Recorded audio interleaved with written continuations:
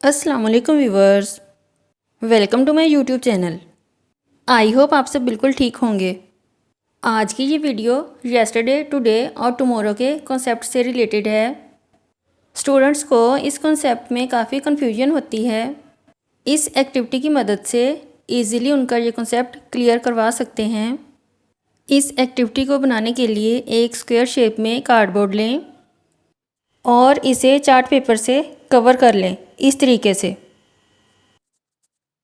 अब एक चार्ट का पीस लें और इसके ऊपर 7 पेटल्स वाला फ्लावर ड्रा करें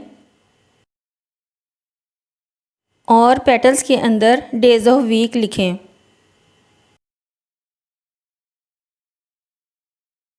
और इसकी कटिंग कर लें।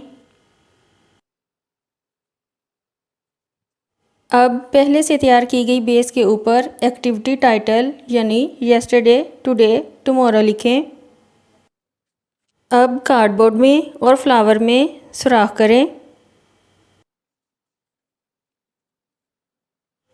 अब एक पिन लें इस तरह की और बेस को और फ्लावर को इस पिन की मदद से फिक्स कर दें। फिक्स करने के बाद फ्लावर रोटेट करना चाहिए।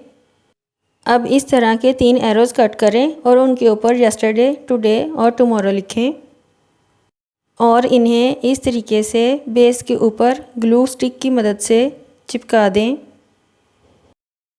हमारा एक्टिविटी मटेरियल रेडी हो चुका है।